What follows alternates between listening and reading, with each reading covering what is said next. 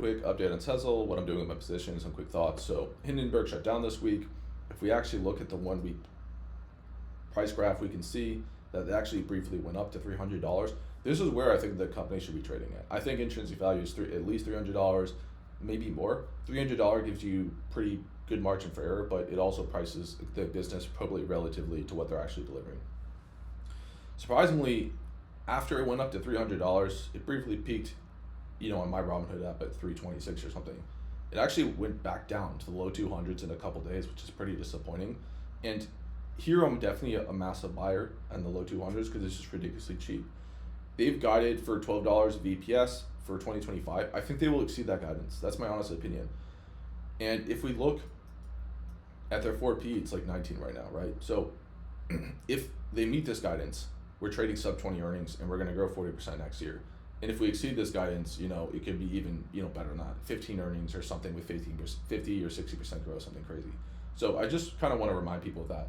Sezzle actually went ahead and released just a preliminary update ahead of their Q4, saying that they have exceeded all the guidance they set last quarter. So they are going to have another strong quarter. Now, if they were to have 55% revenue growth year over year, that means their Q4 revenue would be 73 million here. I just did the math over here. This is not what I'd want to see, to be honest, because they've been growing 20%, revenue about 20% quarter over quarter. Even back here, we can see in 2023, look, 20%. They always have a fall off in Q1 because of the holiday spending.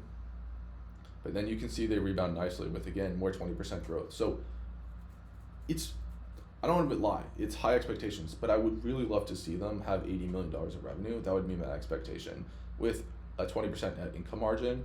And if they were to achieve that, that would bring 15 million in net income, 60 million annually, just based off of Q4 numbers. So that would be the ideal scenario. That's what I'd really like to see.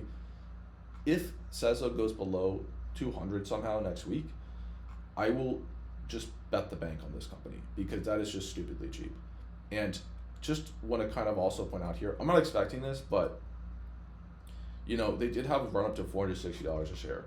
Now, I don't know if they're going to get back there, okay? But that is 100% upside from their share price today, which is kind of crazy when you think about it.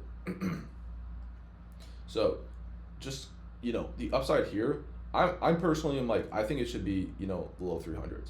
But the upside here could be a lot more, potentially. And yeah, when I just look at the business today, it just doesn't make sense. What it's trading at doesn't make sense. I'm pretty sure this was, 70% year over year growth, which is something insane. So that's just kind of my general thought on the business. I'm still holding my position. Q4 looks promising. I'm no real opinion on Hindenburg shutting down. And for anyone who's kind of deciding if you should buy or not, I can't give you financial advice, but I'm just saying personally I am. So that's it. Have a great day.